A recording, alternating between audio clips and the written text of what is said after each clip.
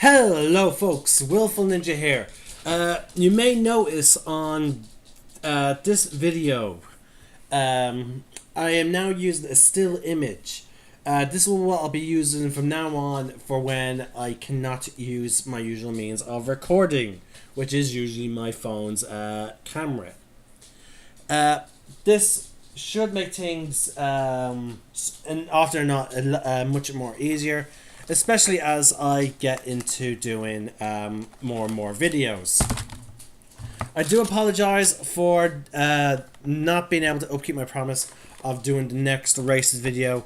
Some things came up, I found myself very busy, and I do plan to attempt to do one today.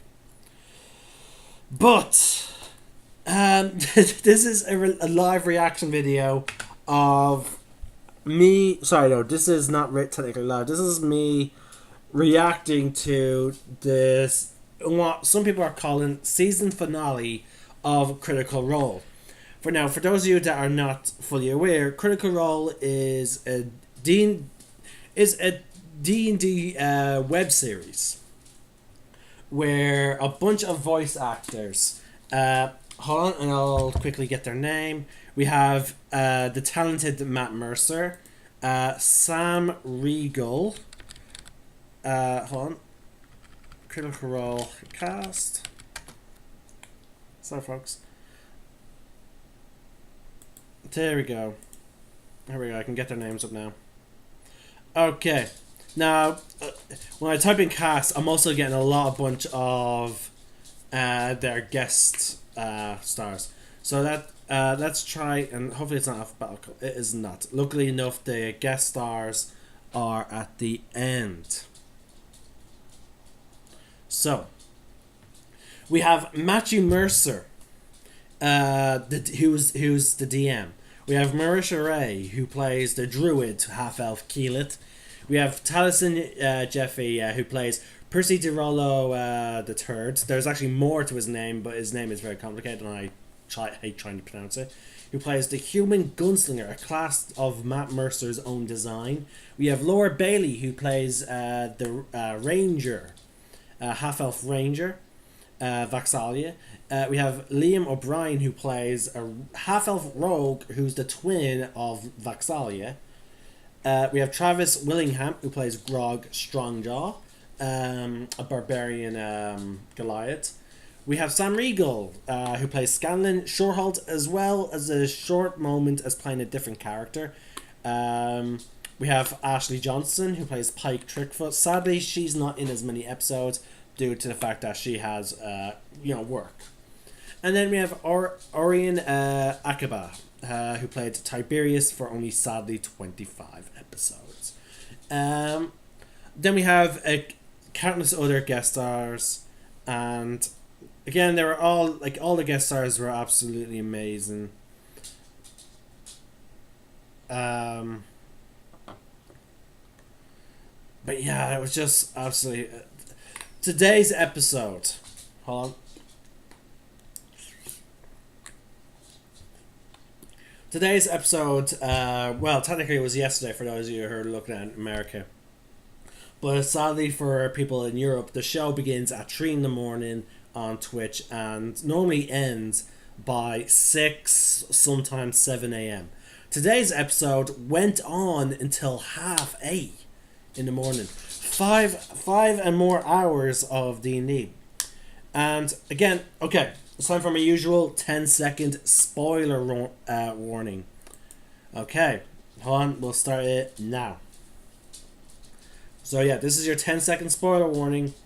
If you don't stop watching now, there will be spoilers. Okay, that's been the 10-minute warning. Here we go. Over the course of this series, there have been laying hints to this grand scheme that Matt Mercer has developed. Now, none of the players know about this, obviously, for those of you that are familiar with D&D. He laid hints to this all the way back to, I believe, I think it was the very first story arc where they went into Craghammer and they dealt with the again. This shouldn't really be spoiled for those of you that are past the first story arc, but I think the horn that was in the beholder that was controlling the mind flayers. I think that was the horn of Vecna. I'm not too sure. I might be mistaken. But throughout this series, there have been other things like, for example, when they go to Whitestone, Percy's hometown, sorry, city, and they dealt with the Briarwoods. There was a ziggurat that they converted into a shrine for Vecna. So like this has been building up like very early, like, and now we're in episode now for at least 4 hours an episode, 3 to 4 hours an episode. We were now at episode 113, and now they finally dealt with Vecna. It was absolutely amazing. It took, when I say it was like about 5 or more hours. That was one fight. They sadly I missed the first 34 minutes. I was asleep. I slept through my alarm, but yeah.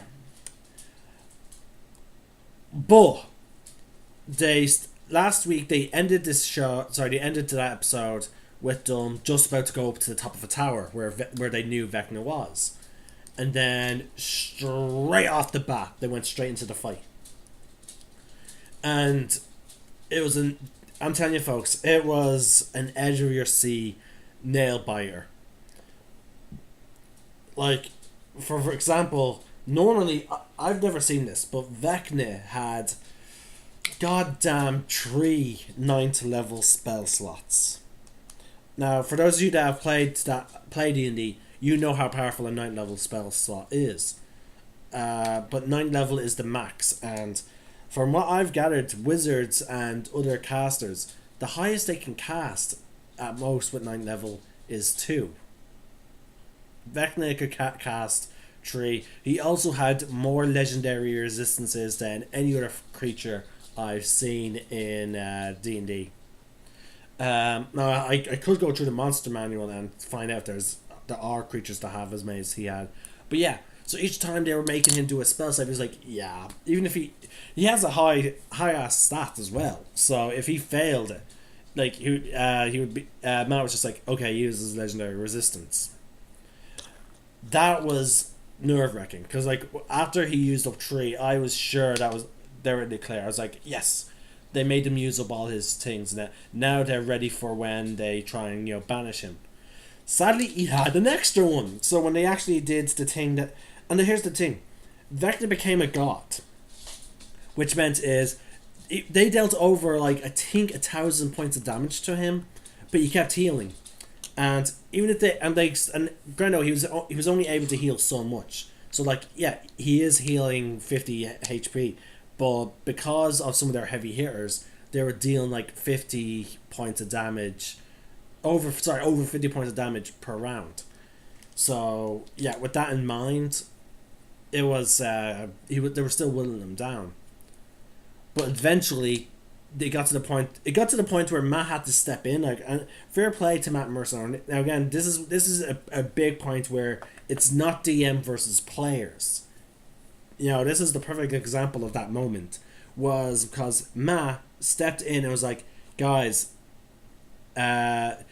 So he did it in a good way. He was like, Scanlan, give me an Arcana check because of you being the champion of Ayun, the goddess of knowledge and secrets. He did. He passed. And he was like, that if you were to kill Vecna, because he's became a god, yeah, you will destroy his avatar state, but he can reform it somewhere else. So yeah, Matt was being very generous by giving them that knowledge. So yeah, that's when they started trying to banish them. So they got close. Scanlan begins doing the ritual to get rid of him. He fails. He failed the DC. Sorry, to pass the DC. But then he was like, yeah, legendary resistance, and that I could see the chat during the live broadcast. Everyone was going apeshit. I was going apeshit. I think one of the characters died.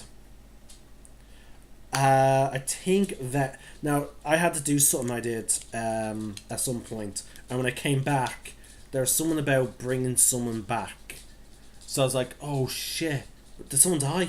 Who was it? Who's dead?" So yeah, in the end though, they managed to get him in, but it was all like, oh, like there was just so much shit, guys. It was an amazing episode. I've been watching Critical Role. I got into Critical Role about episode 7. When you're at episode 7, like, no, sadly, I could only watch so many episodes live, like, during the broadcast. I was able to do it during the summer.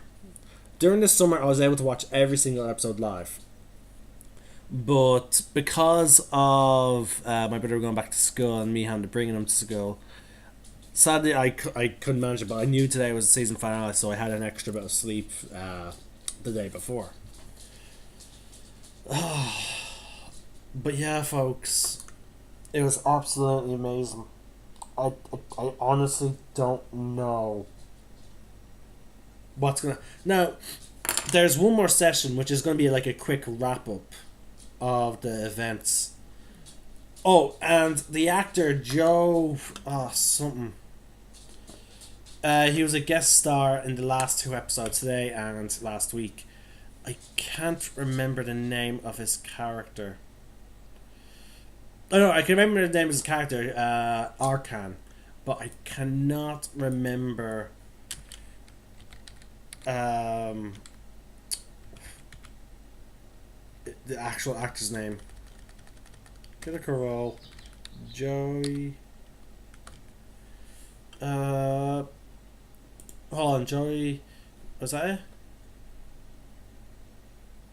He's best known for his roles as a werewolf, as the hedgehog says, Durablow, as well as Dirk Ritchie. Yeah, it's him. Joey Mangelino. I do apologize if I'm not pronouncing that right. What his character did at the very end was completely shocking. He plays a dragonborn paladin slash barbarian. His paladin archetype is Oathbreaker. His alignment. Okay, his alignment I can now 100% suffice it to say is evil. I don't know what evil alignment he is. He serves TMS, so I'm guessing chaotic. But and also the fact that the way he betrayed the group at the end, like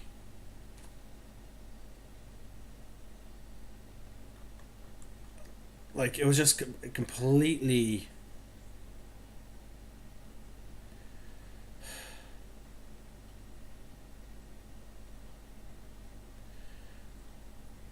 I have no idea what's going to happen.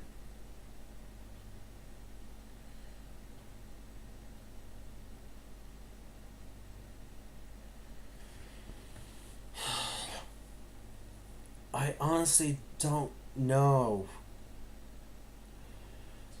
Again, guys, it's going to be an amazing adventure. I have no idea what's going to happen. I think Matt Mercer is setting up for the next campaign because there is going to be another campaign.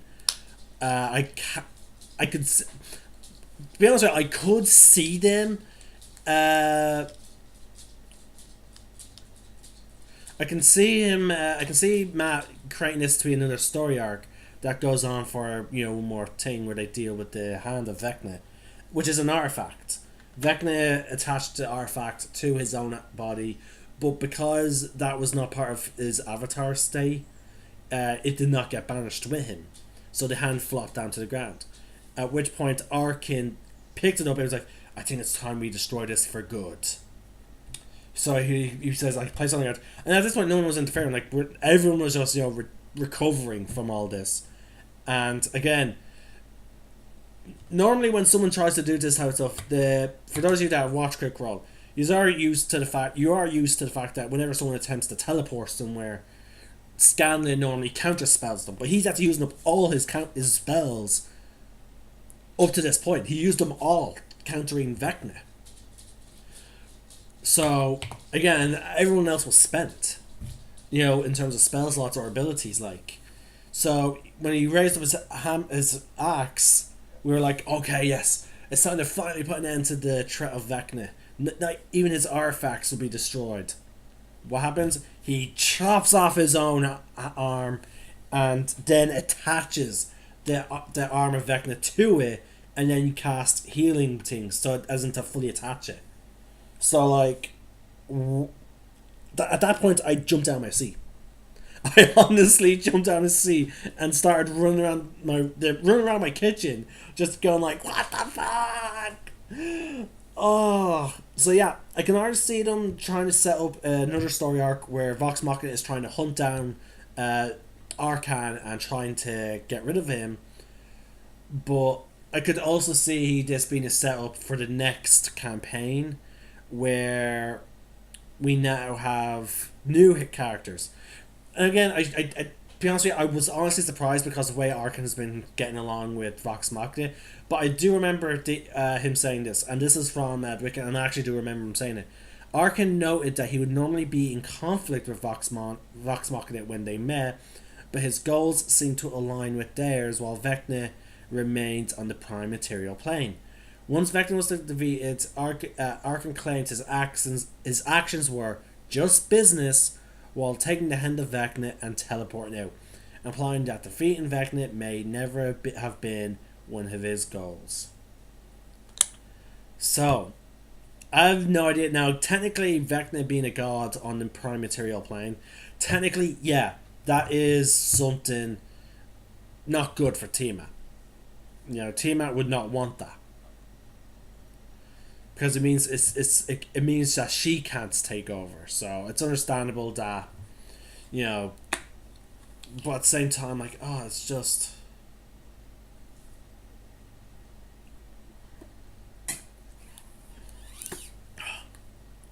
Sorry, folks. I'm still just trying to wrap my head around what the hell just happened, though.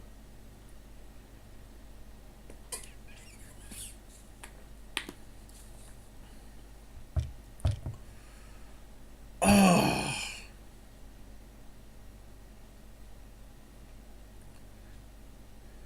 Now, that's my reaction episode. I'll probably do one more video after I upload and post this, talking about one of the races.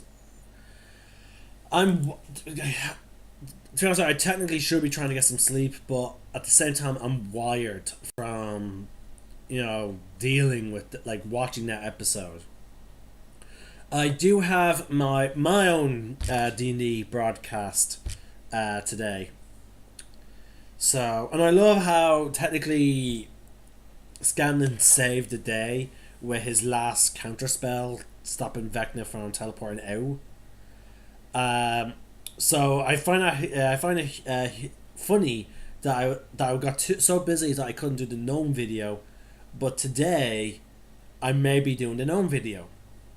And Scanlan Shorehalt is in fact a gnome bard. So yeah, I'll briefly read up on that while I make myself a cup of tea, post this video, and yeah, damn folks. I hope many of my viewers here watch Critical Role.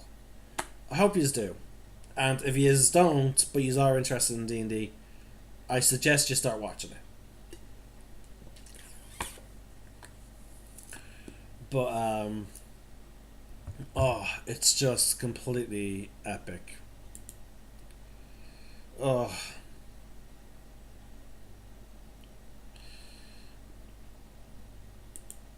Anyway, this is me signing off for temporarily for a bit.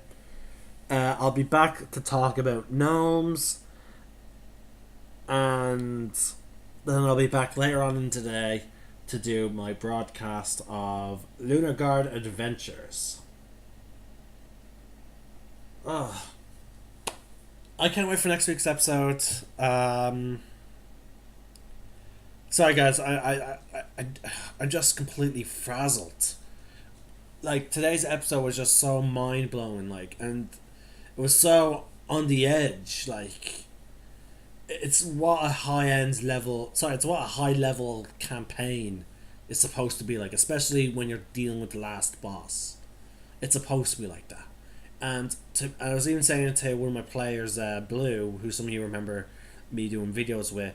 I was saying to him, like, I need to make my. I need when you guys go up against like the final boss of my story arc, which I have a pretty good sense of who I'm gonna have be. I need to make it as epic. I honestly need to make it as epic. But yeah. So yeah, I'll see you guys later. May the force be with you, and remember, roll for initiative.